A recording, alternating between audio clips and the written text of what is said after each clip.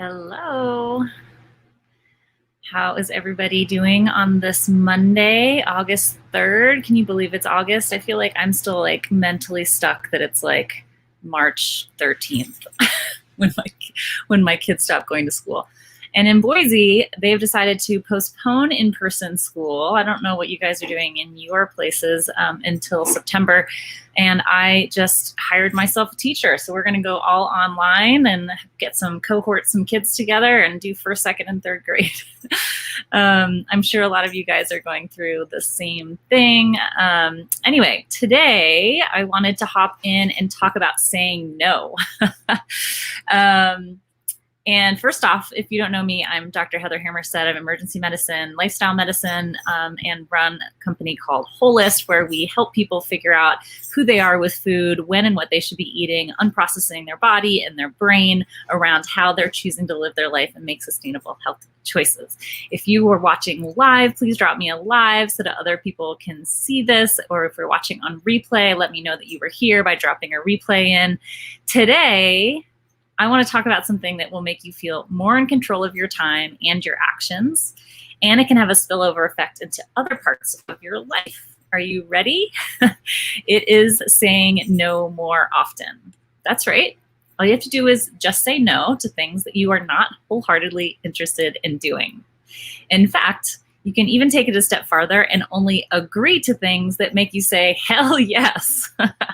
If your schedule is usually jam-packed and you sometimes wonder how you're going to accomplish everything on your list, it might be time to take back control. And I don't know what my dog is doing right now. He's like attacking a sock or something. So what does this have to do with health and wellness? A lot. Here's why. Overcommitting your time and mental energy can leave you feeling overwhelmed, stressed, and drained. It can even take a toll on your wallet and your health.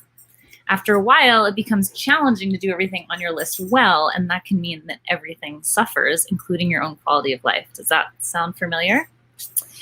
Also, a lot of people say they don't have time for their own self-care, but that's because they put everything else ahead of it on their to-do list. But the truth is, if you limit what you do to the things you truly value and are excited about and bring you value, you bring up the level of the quality and the level of enjoyment. So one way to start saying no more is often to think about what your priorities are. What are you working toward right now? Building better relationships, your family, your health, maybe your career. I know all those things sound great, but working towards all of them at the same time is very challenging. Doesn't necessarily mean you ignore the things that are not your priority, but they do fall lower on your list right now. Not to say that they won't always be. So once you have your priority in mind, it's easier to say yes to the things that fall in line with it, the things that make you excited and add value to your life. It's also easier to say no to things that don't align with your top priority. For example, if your family is your main priority, that can still include career and health activities, since providing for them, being a role model, and being healthy are part of the equation. One way you'll know that saying no to something is the right thing to do is to trust your instincts. If you feel a sense of relief at the thought of not doing it, you're probably better off without it. If actually saying the word no is hard for you, one trick is to use definitive words instead of like a vague excuse or apology. So here's maybe an example. I don't have time to bake for the bake sale.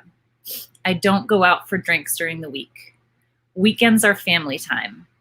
I work out every morning, right? Those are definitive ways to say no and to set boundaries. You get the picture?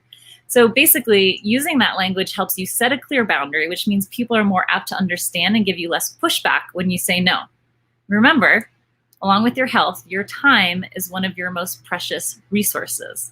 You never get back the hours you spent doing something you don't want to do. Guarding your time is one of the best ways that you can take care of yourself. So I hope that was helpful. Drop me some comments that you took away from it. I'd love to circle back and answer any questions you guys have. What else would I want to say today? I wanted to tell you guys, oh yeah, we just had a new group start today for Holist, and 5 women who are starting today as well in the personal program.